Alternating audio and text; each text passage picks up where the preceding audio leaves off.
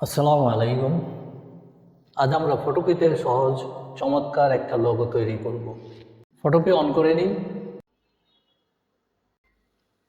New project select করলাম, 800 by 800 পিক্সেলের একটা টেমপ্লেট নিলাম হোয়াইট ব্যাকগ্রাউন্ডের। আমরা এখন একটা লেয়ার সিলেক্ট করব, লেয়ার। এখন রেক্টেঙ্গেল সিলেক্ট করে একটা রেক্টেঙ্গেল এঁকে নেব। এখন এটার ফিল কালার, একটা কালার দিতে হবে, আমরা এই কালারটাই দিলাম। এটা এখন এডিটে গিয়ে ফিল কালার, ফোরগ্রাউন্ড, ওকে, সিলেক্টে গিয়ে ডিসিলেক্ট করে দেব। ওকে, এটা শেষ। এখন আরেকটা লেয়ার নেব,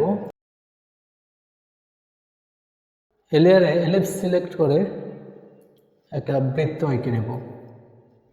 এখানে ফিক্সড রেশিও দিলে আমাদের পারফেক্ট একটা সার্কেল বা বৃত্ত হয়ে যাবে। এখন এটার কালার নেব আমরা হোয়াইট, এর ফোরগ্রাউন্ড কালার দেব আমরা হোয়াইট, সিলেক্ট করে ফিল কালার, ফোরগ্রাউন্ড হোয়াইট, ওকে। এটা আমরা এখন ডিসিলেক্ট করে নেব। এখন আমরা একটা টেক্সট সিলেক্ট করব। টেক্সটটা একটু সাইজ বড় করে নিই। এখন আমরা এটাকে আমরা এখানে গিয়ে আমরা এটাকে ইটালিক করে নিলাম, ওকে। এখন এটাকে একটু সাইজে বড় করতে হবে, ওকে।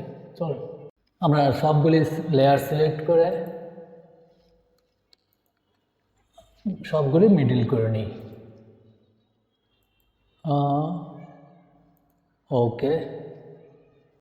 আমাদের টেক্সটটাকে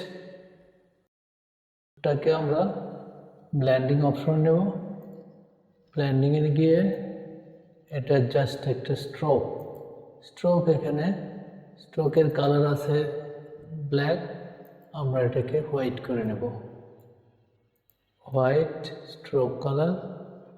তিনের জায়গায় এখানে একটু বাড়াইয়া দিই, বাস চলে, আমরা বেশি বাড়ালাম না,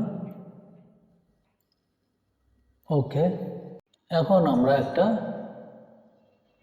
ফোল্ডার সিলেক্ট করে নেব। ফোল্ডারটা, এই ফোল্ডারে আন্ডারে আমরা এই তিনটা লেয়ারই ঢুকাই দেব, 1 2 3টা, এই তিনটাই ঢুকাই দিলাম। এই ফোল্ডারটাকে আমরা এখন শিফট কন্ট্রোল ই দিয়ে ডুপ্লিকেট করে নিলাম, সিলেক্টে গিয়ে কালার রেঞ্জ, ওকে। এখন এটাতে আমরা অ্যাপ্লাই করে দেব রাস্টারাইজ মাস্ক, ব্লেন্ডিং অপশনে যাব, ডেপথ বাড়ায়,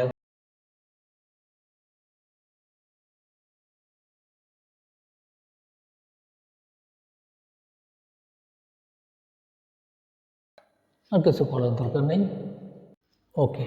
আজকে এটুকুই রাখি। আমরা এখন এটাকে সেভ করে নেব, এক্সপোর্ট অ্যাজ পিএনজি, সেভ, ওকে। ধন্যবাদ।